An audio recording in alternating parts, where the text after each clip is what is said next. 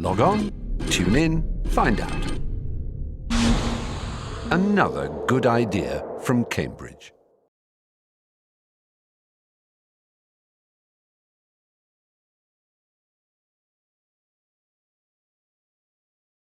Well, it's a great pleasure to have a chance to talk to Herbert Huppert, who I've known for 39 years or something like that.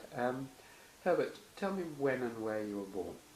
I was born in Sydney, Australia on the 26th of November in 1943. And tell me something as far back as you like about your antecedents, your ancestors. Well, my grandfather was a shamus in Viennese shul, synagogue in other words. Shamus is sort of the person who walks around and makes sure that everybody has prayer books and shawls and things like that. Not a very This is your father's position. father, is So it? this is my mother's father, Yeah. my maternal grandfather. But he was very religious, and so was his wife. They were both Jewish, very religious. And I got to know them later because they came out to Australia in something like 1947 or 48. Now the remarkable thing about my paternal grandparents is I knew nothing about them. Absolutely nothing. My sister and I have a sister who I adore, who's just 3 years younger than me, we both assumed that they'd perished in the Holocaust. That had not been said to us, and as I'll explain later, my father died when I was 13, so I didn't get to hear much from him, but we just assumed they'd died in the Holocaust. And then my sister, about 7 or 8 years ago, went and did some extensive research in the Viennese archives and found out that both of them had actually died in hospital, natural deaths, in 1935, I think it was, and 37 or something like that. My father never talked about his time, or rarely talked about his time in Vienna. My mother didn't either, and as I often think about, my mother would quite often talk about the St. Stephan's tomb, St. Stephen's Dome, cathedral in Vienna, and about the Riesenrad, the big giant wheel that was nearby. And when I was about 8, I think it was, I bought her as a birthday present, having looked the whole day through various bookshops, a book on Vienna where the St. Stephan's tomb was on the front and the Riesenrad was on the back, and there were lots of photographs and things. I gave it to my mother, who was a very enthusiastic, optimistic, energetic, lovely woman, and the temperature dropped to 0 degrees Kelvin, and I never saw the book again. Clearly Vienna had terrible associations for them. Many years after both had died, my mother died when I was 22, I heard that about 3 or 4 months before they left, my father was told that he had to queue up, with many other Jews of course, to get a visa to leave the country on a Saturday morning at 10, and on Friday night somebody came to him and said that if he joined the queue he'd be dead because he was going to be bombed by some Nazis. If he didn't join the queue and it was not bombed, then he wouldn't get the visa. It was a terrible situation. I know nothing about how they discussed it. I do know that my father decided not to join the queue. It was bombed. He would have died. And then 2 weeks later or so, the story I was told, he went back and he got the exit visa. What year was this? So they left in 38, after the Anschluss, and pretty close to the end. And they came to Australia in January, on an enormously hot day, January 26, 1939. And they didn't talk much about it. It's interesting. My sister and I know very little about that background. It's probably, well, I don't know how much you remember of their characters. I mean, you knew your father died when you were quite young, but can you recall how his character or personality might have influenced you and your mother? Well, it's an interesting question in that when my father died, aged 13, my mother handled it terribly. She would have liked to have handled it as well as she could, but she handled it terribly, and she didn't talk about him. Just, he was dead, that was it, finished. And some 40 years later, my sister and I got together, and for the first time we started talking about half an hour of conversation, I said to my sister, we can't continue this conversation. Your image of our father and my image are so different. We're getting nowhere. I think of him as a gregarious, fun-loving chap, and you see him as rather depressive and upset. Maybe neither description is correct. So while I can tell you that I remember him as being a wonderful man and he would take me boating with him and I felt close to him, I don't know whether that's right or not, but that's how I feel. My mother was definitely a very enthusiastic woman, not at all educated, but quite shrewd and a lovely lady. And I relatively recently said to my sister, our mother would have taken all her clothes off and walked down the main street of Sydney, George Street, if she thought that would have helped us. And my sister, who has a lot of psychotherapeutic skills, got annoyed with me and said, that's the problem, it wouldn't have helped us in the slightest. And I think both of us are correct. I think our mother would have done anything for us. But she did a number of bad things, like not want to talk about our father at all once he had died. She wanted to move on, and that was a mistake. So I can't remember much about them. I felt very close to them. I felt very loved by them. My father had enormous technical skill. He was almost a self-taught engineer. I wish I had as much technical skills as he does. I definitely don't. But it wasn't an intellectual house in any way. We talk about human things over the breakfast table or dinner table, whether people should separate. I remember there were a number of conversations like that, whether a couple who died and their children were being taken care of by an executor, I guess, should have the money that was left divided equally or in relationship to their need. It was another long discussion that we had, but not intellectual things or rarely of the news of the day or things like that. Definitely very different to the house that I now live in, where my wife, a professor, and I talk intellectual stuff all the time to my son, who's a lecturer here, and my other son, who's possibly the cleverest of all four of us. What did your father do? My father, well, let's see if I may answer in a rather broad sense. My father was skilled as an engineer, not trained, I think. I think he went to a Technische Hochschule, technical high school, and they got on the boat together, my mother and father, and they had £50 together in their pockets. That was all. That didn't bother my mother. She was a great optimist. And apparently, as they were waiting for the boat to leave Vancouver, the Duchess of Atholl, which would take them to Sydney, my mother said in a typical optimistic way, you see that man down there, we're going to become acquainted with him, he'll play an important role in our life.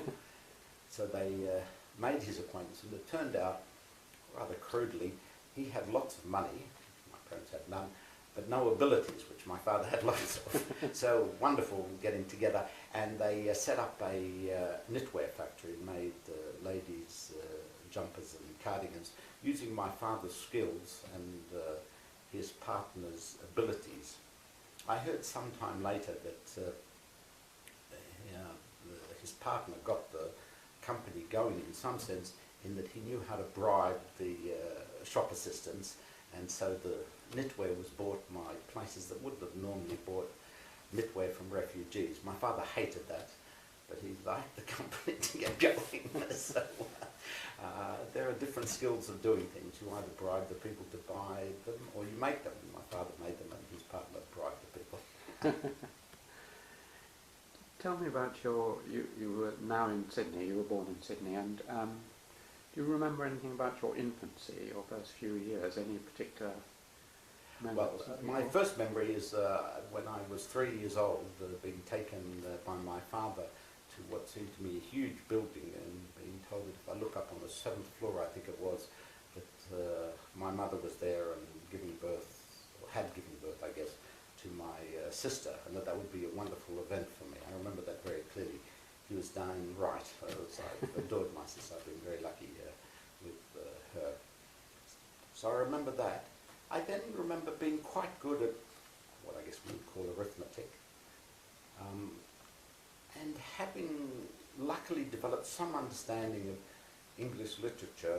We hired as a housekeeper, in a sense, a woman who enjoyed Shakespeare, had played Portia once in The Merchant of Venice, which she was very proud of, and often showed us a picture of herself, and also would recite some of the lines. And so I got some understanding. What age were you then when this was So happening? I must have been 3 or 4. And I was quite good at arithmetic, and there's a wonderful story I find wonderful, that this housekeeper was once showing off when we were in a bank to a friend of my parents that I could tell the time. Even though I was only 4 years old, I could tell the time. And so this woman apparently immediately said, "Well, Herbert, there's the clock there, tell the time." And I said, "I'm afraid I don't know." And there was a huh, and walked out. By the time she got to the door, I said to this housekeeper, she'd only waited a little bit. I would have told her it was 10 to 11. But I don't know what the time is between 1:45 and 10 to. So I didn't know all of it, but more than I gave away. And there were also some friends of my parents who used to, one in particular, used to always ask me arithmetical questions. What happens if you add so and so and so and so? And I could do that quite well. From 3 or 4? Yeah, from quite early age.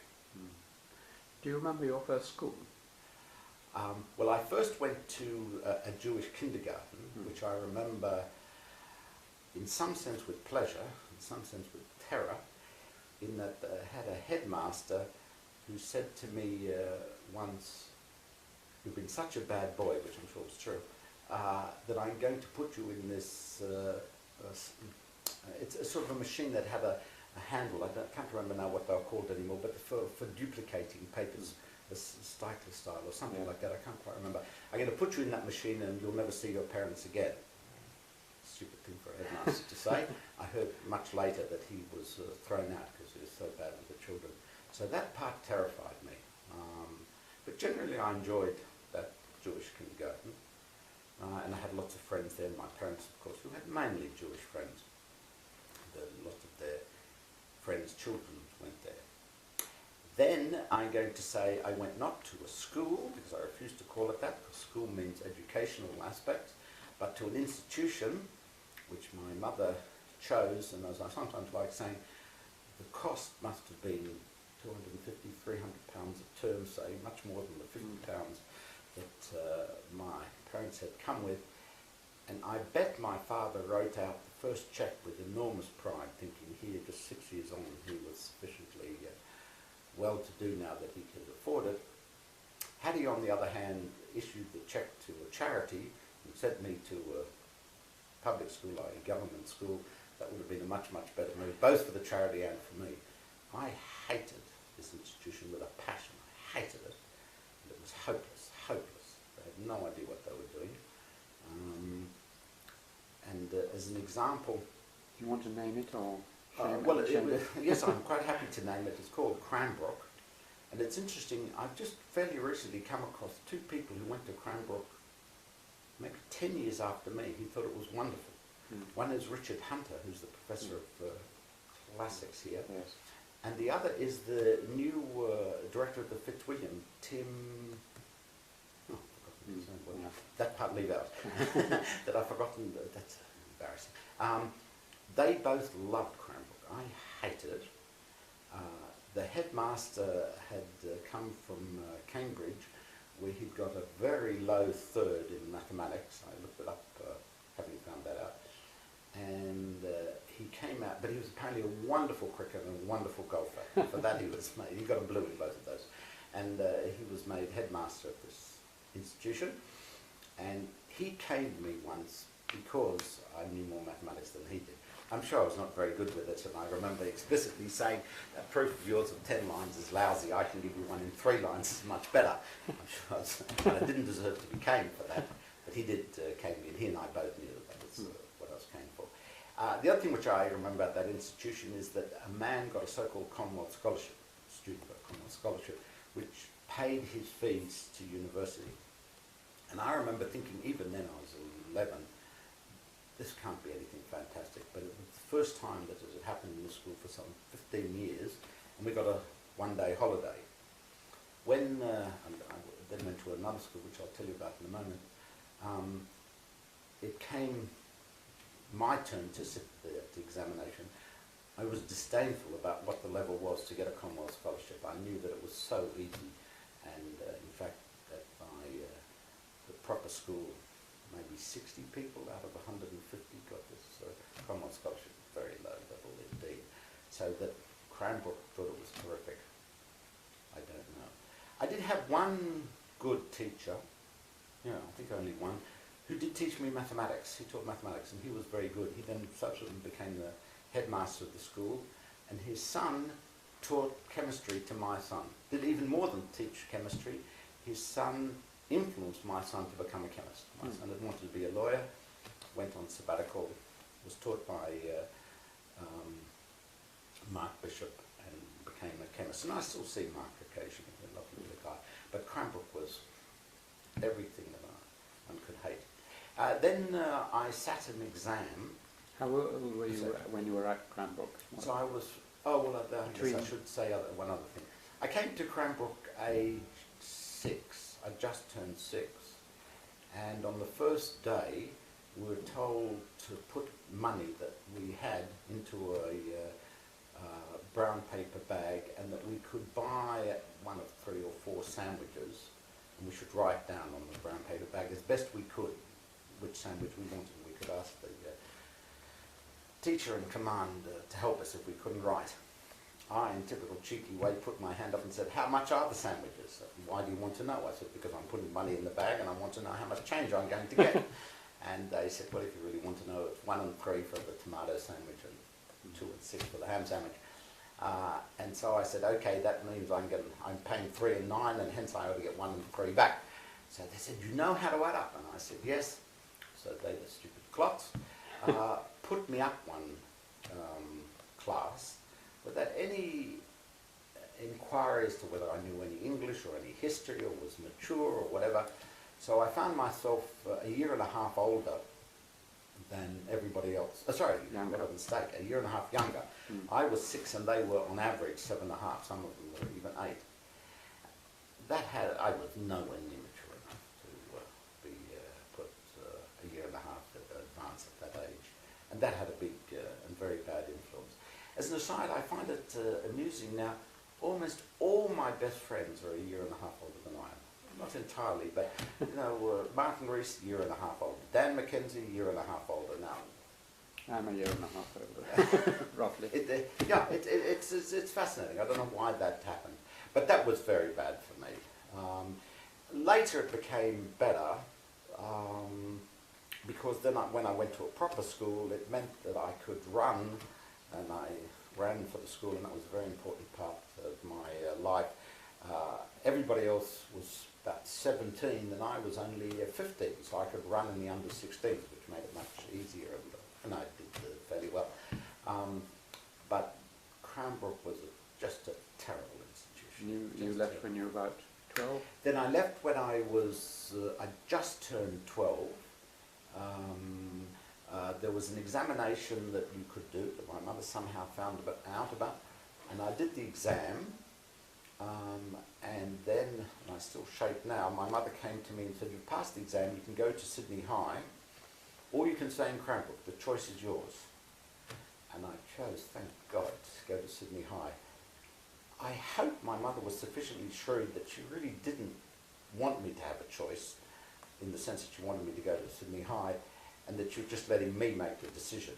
If I'd stayed in Cranbrook for 5 years more, well, I wouldn't be here today. That would have been, I might not even be here as a person today.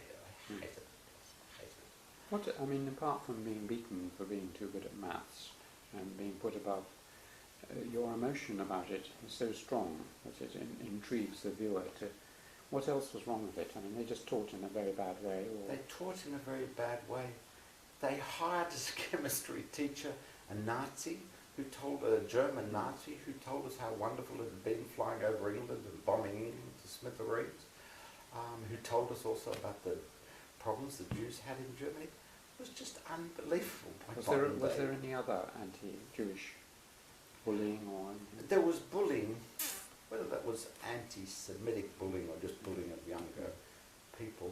The other thing which I remember, two things which are connected.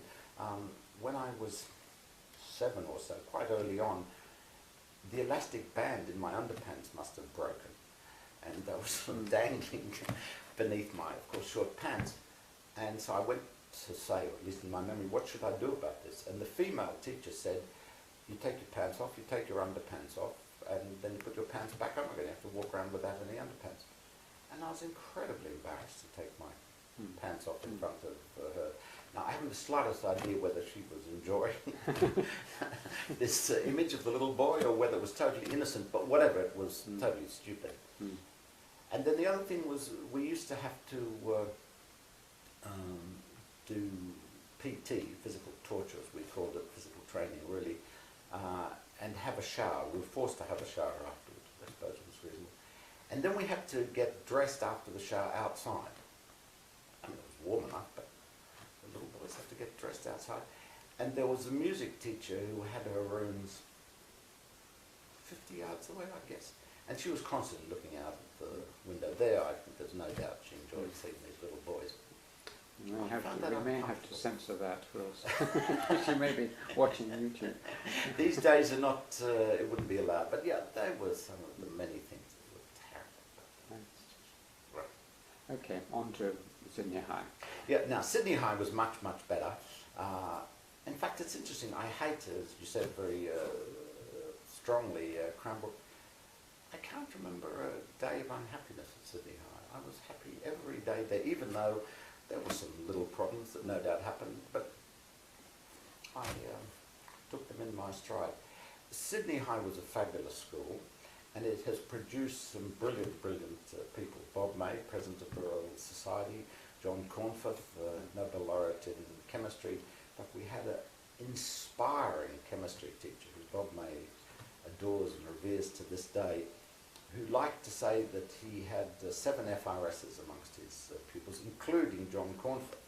Now, the point you may not know about Cornforth, Cornforth was deaf at the age of about 10 or 11, went totally deaf. When he got the Nobel Prize, Lenny Basser wrote him a letter saying, congratulations on the Nobel Prize. I always knew you were smart. Never listened to a word I said. And Cornforth wrote back in a letter which I've seen, no, Lenny, you're wrong. As I was climbing up the steps to get the prize, I thought there are 3 people that got me here, and you were one of those 3 people. You were very influential. And he was a wonderful guy, Lenny, enormously imaginative, would ask brilliant questions, and was also the athletics coach. And he knew how to motivate at least me as an athlete. He knew when to say negative things, when to say positive things. He was just terrific. And I then ran for the school, which would be inconceivable while I was at Cranbrook. Ran with a man I knew from Cranbrook. Couldn't believe that I was in the athletics team.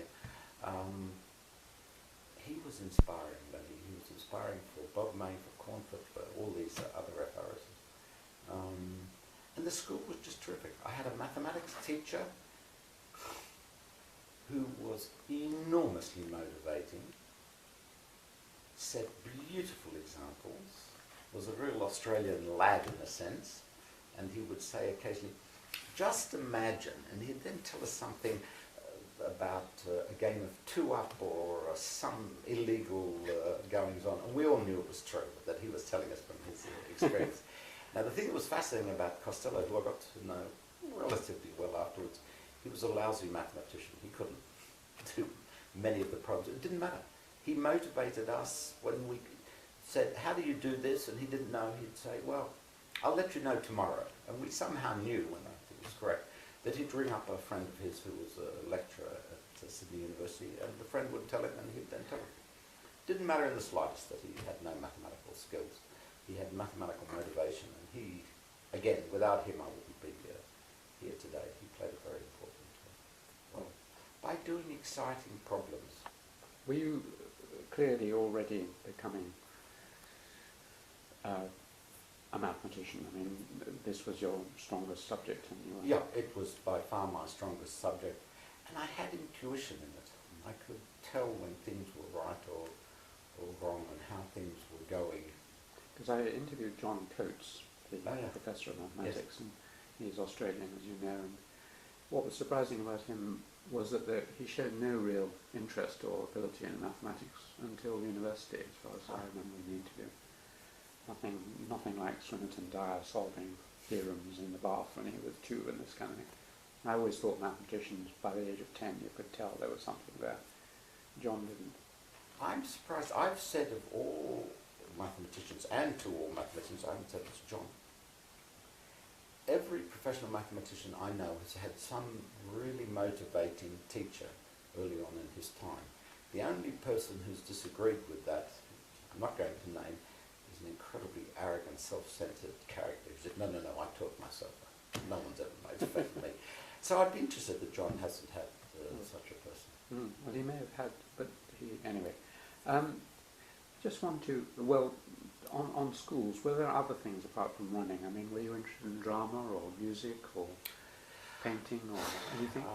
You put a sword into me again. I go back to the institution.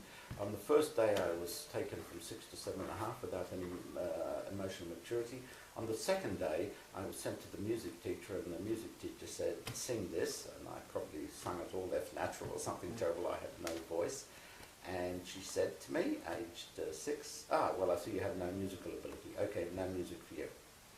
Now, a school, I think at age 6 is meant to teach people, not to say, no good to you. On the other hand, a week later, I went up to a teacher and said, excuse me, sir, we have to play cricket. Could you teach me how to play cricket? And he looked at me with disdain, this teacher, and said, ask your father, he'll tell you how to play cricket. Father wouldn't know one end of the bat to the other, one side to the other. So I never learned to play cricket proper. Either, as Ken Moody will attest, when I once played for Kings, he was amazed at how incompetent I was. I have some sporting ability, but no cricket ability. No, I was not musically adept, although just to jump forward a little bit, as a present to myself, at age 40, I learned to play the viola. And got even a grade 5 on the viola exam, but that's another matter. I don't have any real musical ability. My wife Felicia says sometimes that I tone dumb. I'm definitely not tone deaf. I enjoy going to the chapel. I can immediately recognize music.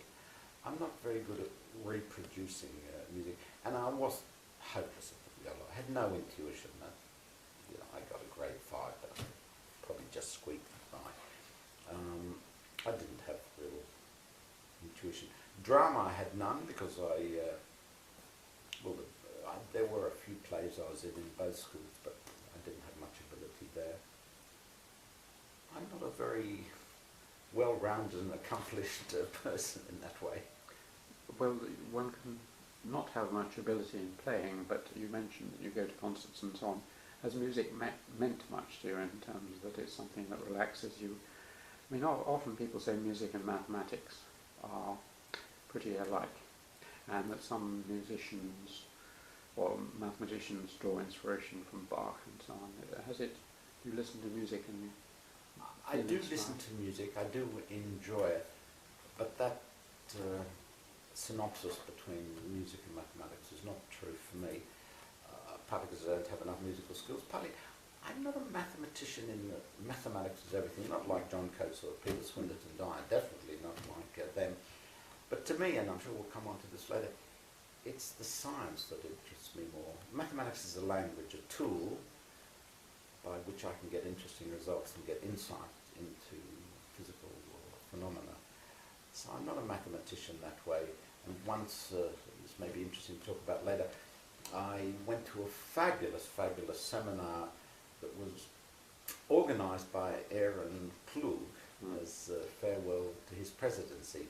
The top FRSs were invited to a dinner with the Queen. The second echelon FRSs were invited to a seminar with 40 people on creativity. With all respect to the Queen, the second prize was infinitely better than the first prize. It was introduced by Aaron saying we had roughly 20 people from the humanities, 20 scientists, unfortunately no mathematicians. Everybody started laughing. Those who knew me started laughing because they thought it was a slip of Aaron's, but it wasn't. He was absolutely correct. I'm not a mathematician. When it came to my turn, I said, I'm not a mathematician. He's right. But I'll pretend I'm a pure mathematician. Well, we're getting out of order here, but I know it's creativity that interests you. And that was one of the best experiences of my life, that afternoon, evening.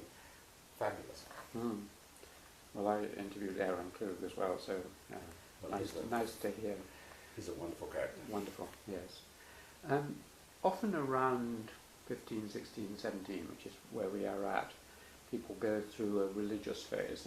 If they're in England, they may be confirmed and so on. And you talked about your Jewish roots, but we didn't discuss either in your childhood or your home life or at school whether your parents were practicing rituals of Judaism, whether they were believers. This is the question, what does religion mean to you, Herbert? This is a very difficult area, which I don't think in some sense I've totally worked out myself. It was not a religious household in the sense of observant Jewish. As I said at the beginning, my mother came from parents who were observant, kept kosher and all that sort of stuff, and my mother rebelled against it. That was not in her character, so we didn't keep kosher, and we had a quite Jewish household, and there would be a Shabbat on Friday nights. And there's a close friend of mine, an Australian friend, I recently said to him, do you still go to your parents for Shabbat? And he said, yeah, but we tend to do it on Tuesday nights, it's more convenient. So it's totally cultural. It was definitely totally cultural in our house. We went to synagogue, usual Jewish way, 2-3 times a year. I am Jewish, very much Jewish, but not Jewish in the synagogue way. It means culture to me. I was bemitzvahed by a wonderful man, Cantor Deutsch, who's known throughout Australia, and he bemitzvahed my children. And that was important. I liked the fact that they went back to Australia and were bemitzvahed by the great CD, as my son called him, the great Cantor Deutsch.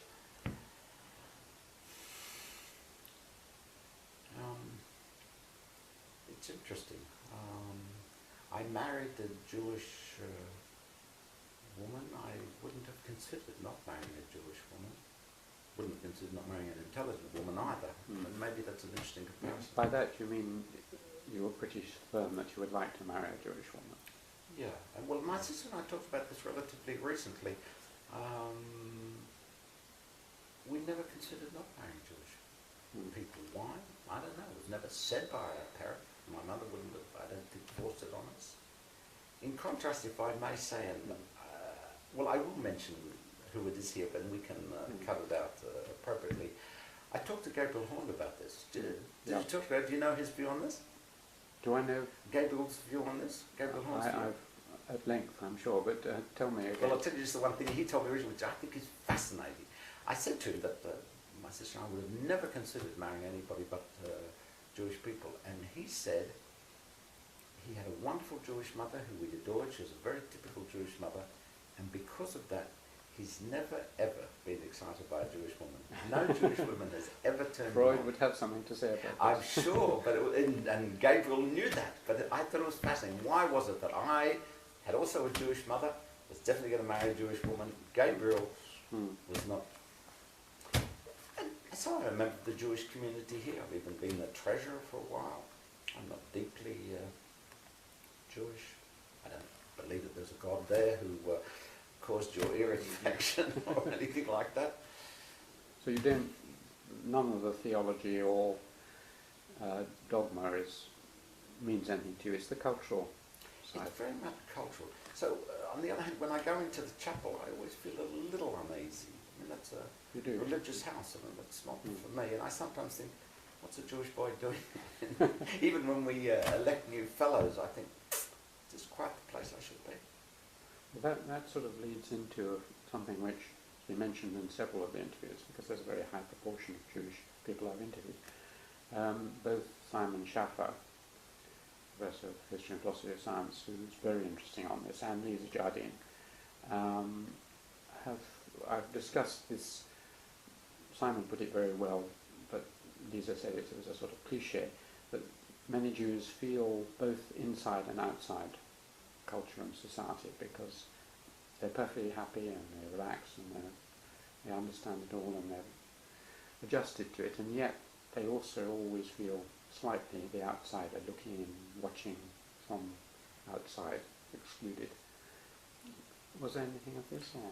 I'm going to give you a slightly different answer to what they do, because remember, I've been in this country for 42 years almost. I'm Jewish, I'm also Australian, and as people, when they say, have you experienced much anti-Semitism, I say one or two incidents. Much anti-Australianism? Oh boy, there, I can tell you, look. So I always feel an outsider, not badly, I don't feel discriminated against. I've been very lucky in Cambridge and London and elsewhere, but I feel more different as an Australian than I do feel, like firmly Australian, nobody thinks I'm anything but, than Jewish. I might just say, just for fun here, I've only had two real anti-Semitic incidents that I know of. One, I went to a rather swanky restaurant 40 years ago in London, and as I went with Felicia, my wife, and my sister, who happened to be here, who's a beautiful, beautiful woman, the man at the next table said, oh, there seem to be some Jews around. And I should have got up and walked out, or should have just punched him in the neck. I didn't do either, I was too young and immature. The second example, which I'll tell you about, but I definitely won't tell you who it is, no matter how much you promise me to drop it out. After a feast, a fellow came to me. He was very drunk, there was no doubt about it, and he made some incredibly anti-Semitic remarks. Just unbelievable. And 2 days later, when I saw him again in the combination room, he came up and he said, oh, Herbert, I apologize. You knew I was joking. I thought, rubbish, that was exactly what you were thinking. But I have difficulty talking with him. That was just disgraceful, even if he was drunk. But the anti-Australianisms, well, I could talk to you till now till 3 and tell you, never badly, but colonials. Well, the two are linked because, of course, being totally unobservant, being an anthropologist, I'd never thought until I read your Wikipedia entry that you were Jewish. Oh, I've known you for 40 years. I never, because your personality, I mean, it was overlaid by your Australianness, so I thought you were, there are many Australian. people who don't, in some sense, realise that I'm Jewish. Not that I'm at all ashamed of it or hide it, but yeah, the Australianism comes out more strongly. Let's move on now to university. You went to Sydney University? I went to Sydney University. One didn't think about it. I went to Sydney University. I quite enjoyed that. I started doing engineering, which I didn't enjoy that much, and did that for 2 years, and then did science, basically mathematics. I left school before I was 16, came to university when I was just 16. The youngest woman, on average, the youngest woman was 17 and a half or 18. Very difficult to form a relationship when you're a little twerp like me. I went down to the athletics cup with great pleasure, ran in a half mile, which was my distance, got very badly beaten. I was way back in the field, and then came back home and found out that the guy who'd won it had gone faster than the world record for 16-year-olds. Now, he was 22 or 23 or whatever, but I thought, I'm not a world record holder or world record athlete, so no chance. So I didn't run much. I ran a little bit for my local area, and for the Jewish community. I ran for them and won a gold medal, but that's another matter. I played squash at university, but I was most interested in mathematics, and the first 2 years I found uninspiring, I would say. Then in the third year I did quite well, and in the fourth year, the final year, when I was 20, was I 20? 19, I did best of all. And you had any particular good teachers during that time, or? I had one inspiring teacher. Good is an interesting question. We could debate that. He could be relied upon to never get 3 lines correct in consecutively. He was 3 lines of an equation. Yeah, you know, he'd get one line right, and then the next line would be sort of right, and then the third line would be hopeless. I thought he was terrific, because he explained what the background was, and then he went home, or I went home, and I'd redo the whole series of notes. For the not good students, he must have been a disaster. You know, he'd write down, if I maybe technical for me, phi xx plus psi y equals 0, which where it should be phi xx plus phi xx plus phi, yeah, y is equal to 0, and then there are Cauchy-Riemann relations, which are somewhat similar. He muddled them all up. Anyhow, but he was very good, and he was politically very cluey. He was from Manchester, a Manchester Jew, who taught school for a while in England, and then got a PhD, came out to Sydney. He was a shrewd cookie, and I think I learned something about university politics from him. And then I had another wonderful, inspiring man who became the chief scientific advisor to the Ministry of Defence in Australia, a man called Tom Fink, who was professor of engineering. And the interesting thing, if you want, is I did engineering for 2 years, and then I moved over to science, and in my final year I did an essay on turbulence with Tom Fink. And after Tom had spent quite a lot of time with me, really been very generous with his time, I said to him, I don't know why you're spending so much time with me. I'm not one of the best students to go through engineering. He said, Herbert, what are you talking about? You did extremely well in your second year. I was very sorry that you left. And I said, no, the marks were not good at all. And he didn't say anything. But the next time we met, he said, I looked up the records, there was a transcription error. That the mark that you were actually given and appeared in the papers, because the results were in the papers in those days, was totally false. You really had done much, much better than that. But there's nothing I can do about it now. It's a year and a half later. I've often thought that was amusing. Apparently, I mean, he didn't say exactly, I came in the first 2 or 3 in the year, whereas it seemed from the marks that I got for the different subjects, maybe I got somebody else's marks that I'd come in. Imagine our students nowadays, there would be a... That's right, I'd sue them. But that was amusing, and then the other thing which I found amusing along that same line, which may be interesting, is I came second in the year in my 3rd year in mathematics, and the person who came first got apparently a lot of money, and I came second, and I remember thinking, what bad luck. Then just before I did my final exams in the 4th year, a teacher, a man called Macfarlane, who I didn't like at all, and who was somewhat strange, he said to me, do you remember question 6 in the last year's exam? And I did remember it. And he said, it said, prove so-and-so, and it gave the answer, as it often does in mathematics, even more so in Sydney than in here. It was wrong. I'd got a minus sign wrong. Do you remember that question? And I had remembered it because I had got quotes the right answer. I hadn't understood where this damn minus sign comes in. And in the last 5 minutes of the exam, I thought, well, I can't work it out. I've checked it. I can't see why it should be a minus. And so I wrote something like, because the acceleration and the velocity are in different directions, a minus sign needs to be put in here. Total rubbish. I had no idea why a minus sign went in. So I put in. He said, well, I'd set it wrongly, and so I decided that everybody who got the correct answer would get full marks, and everybody who got incorrect answer, which I had put down, would also get full marks. So I'd mark it generously. When it came to marking yours, he told me, I put it aside because I knew how well you'd already done in the other exams, and I saw that if I gave you full marks, you'd have come top of the year. And I didn't think that was fair, given that you'd written this rubbish, which was rubbish, no doubt rubbish. So I only gave you 2 out of 20 for that question, and that made you come second. One, I didn't understand, why did he tell me this? I was furious for the whole afternoon. But the next day I remember thinking, I'm going to get even. And I got even by coming first and getting a gold medal and winning lots of money in the 4th year. But if I'm honest, this man is now dead. I disliked him from that moment on. No, I hated him from that moment on. I disliked him before that. Well, maybe he knew your psychology and this was a way of spurring you on. I've thought about that. I don't think Macfarlane had enough insight into people.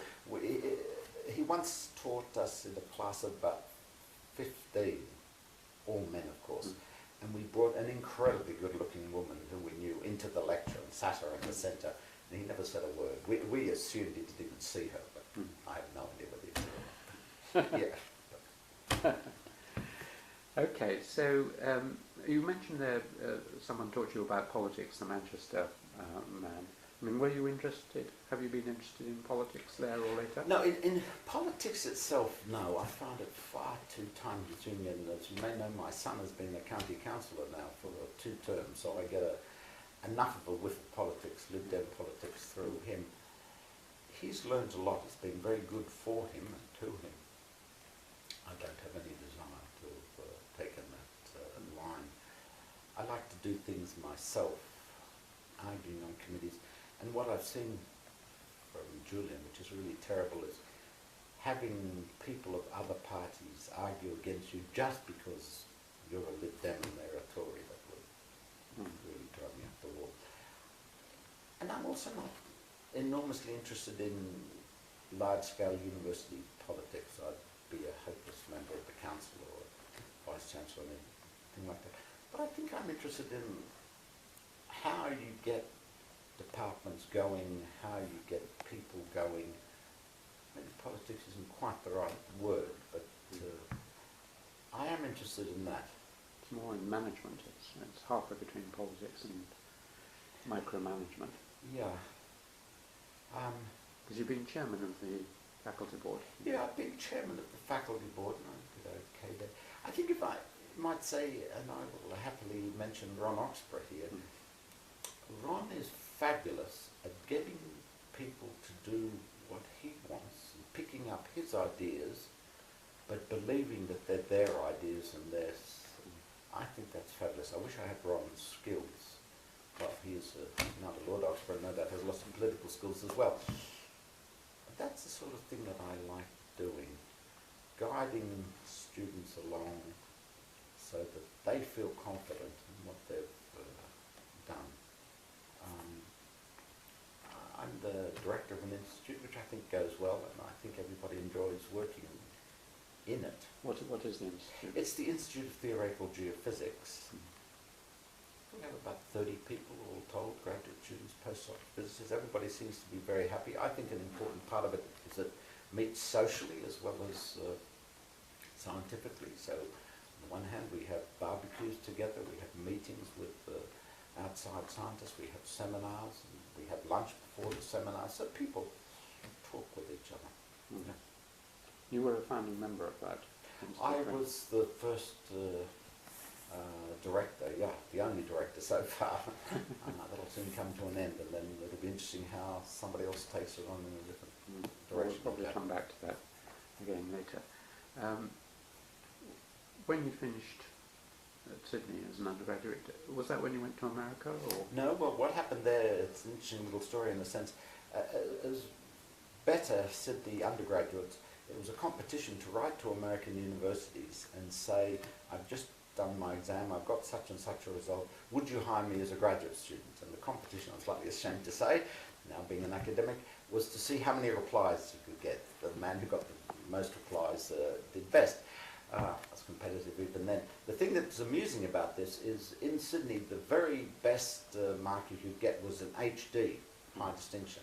The next best was a D, the next best was a C for credit, and the next best was P for pass. So you'd write to America saying, I've just got 2 HDs and 2 Ds and a C, would you take me on as a graduate student? They didn't have the slightest idea what this meant.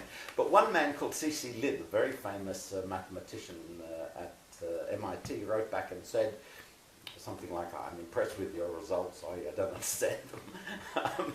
We have an American in Canberra, a very famous American. If you work with him for a year and he recommended you, then I'd take you. So I found out who this man, John Miles, was, and this Mancunian who was so useful and imaginative said, oh yeah, working with John would be a good idea. And he got John and I together somehow, I can't remember the details. And John said, yes, I could go and work with him. So I worked with him in Canberra for a year, arguably the worst year of my life. Canberra was just boring beyond belief. Boring and just terrible. Just as an aside,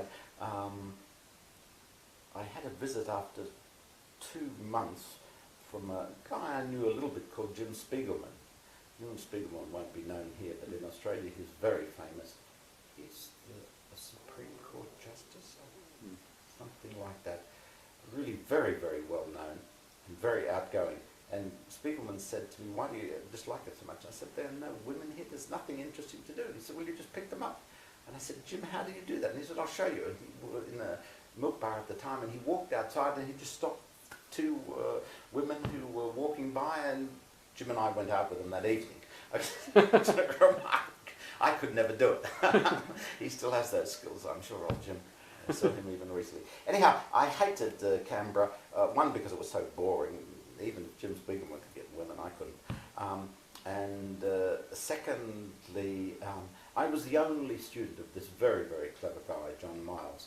And occasionally he'd say to me, "This is not very good, you haven't solved this very well." And I'd say, "Just remember, John, I'm your best student." He'd say, "And my worst." Anyhow, one day there was a note, on Friday, there was a note on my desk saying, "Would you come and see me, John?" So I went to see him, and as I walked in the door, he said, "What ho?" And I didn't know how you answered, "What ho?" What are you saying? So I thought, but clearly, if I sit down and say nothing, it'll go away, and I won't have to answer it. Anyhow, I sat down and he said, "I've just been offered a job in La Jolla. Would you like to come with me?" And I said, "Yes." And he said, no, you can think about it." And I said, "I have thought about it sufficiently. I'd love to come." He said, "Okay, if you're really sure." "Okay, I'm going in 6 months." "Well, yeah, about 6 months." So on Monday I went back to him and he said, "John, I spent the whole weekend trying to find out where La Jolla is. I've combed every atlas in the library. Where the hell is La Jolla?" And he said, "Oh yeah, it's spelled L-A-J-O-L-L-A," which of course I didn't know. Anyhow, so I went with him to America. If he'd got a job in the North Pole, I would have gone with him to the North Pole. I would have found that more easily. So I loved being out of Australia. Incredible to think of it here. I went out of Australia for the first time when I was 21. Went to La Jolla, found America very interesting. La Jolla is in Southern California. Yeah. It's part of the University of California at San Diego, and it is most famous because of its connection with the Scripps Institute of Oceanography. It's about 100 miles south of Los Angeles. By American standards, a little parochial. I later took my wife Alicia there, and she would complain frequently about how boring La Jolla was, and then many years later complained that her sister and husband went to Berkeley, and would say, how much better if we'd gone to Berkeley. If John Miles had gone to Berkeley, that could have really been exciting. And I used to keep her quiet by saying, "Johnny could have gone to Caltech. Caltech at Pasadena is even worse." And we spent 6 months at Caltech, which was terrible for everything except that my son was born there. That part was one very worthwhile. But so I went to University of California at San Diego and got a PhD from there. Had some inspiring teachers, a wonderful mathematics teacher called Corvar. Miles himself was inspiring. He died just a year ago. Terrible. Last few years his wife died, and then he was blind and deaf. But he was a wonderful teacher. And there were some real characters there, in both senses of the word, both wonderful scientists, Walter Monk, Freeman Gilbert, George Backus. That's where I met Dan Mackenzie. When Dan was a graduate student. I learned a huge amount from Dan. I learned about science from Dan, maybe. What is science? Science is trying to understand the physical world. Yeah, that's what I think I did learn from Dan. He would disagree with that, but he'd disagree that I learned it from him, but that's not... I did. Before that, I'd been interested in mathematics. John Miles was more interested in using mathematics and not so interested in the science. Dan was the first person I got to know well who was interested in the science. To this day and then, mathematics is just a tool for Dan, and he has no shame about ringing me up and saying, "How do you do so-and-so?" And even once wanted to put in a paper, "I thank Herbert Huppert for showing me how to do such and such an integral," which is the thing that a Part 2 student could do. Dan knows is fabulous. But Science, surely- and he taught me that. The way you describe science, which is knowing how things work and the natural world, that's a part of curiosity which you can't sort of teach it to another person. You either have it or you don't have it. How did Dan instill it in you? Well, I think I did have some latent curiosity, but Dan was just so excited by it. And, you know, with Dan, and I've said this subsequently, he wants to know about the Earth. And one of Dan's most famous problems, a very nice simple solution for a plate going downwards, I remember talking to him and explaining why the mathematical solution had the structure it had. And Dan listened, as is Dan's style, attentively. And then after about 10 minutes he said, okay, I don't care less. And he's dead right. Doesn't matter that it goes off like 1 on n squared for large n. Dan wanted to know why, but it doesn't matter. What's interesting is it describes this plunging plate, the flow around the plunging plate. Well, I think I did learn that from Dan and a colleague of his, Bob Parker. Parker and Mackenzie is the most important paper, beginning paper in plate tectonics. Parker and Mackenzie are about as different as they possibly could be. And I learned quite a bit from Parker, but he was also too interested in mathematics. He was interested in things that Dan wouldn't have got out of bed for. And I just found Dan's view much more interesting. Yeah. Well, what else to say about America? I haven't actually found out what you did your PhD on. I did my PhD on flows over mountains, and the important thing is that Flows when, of what? the flow of air over mountains. I'm sorry.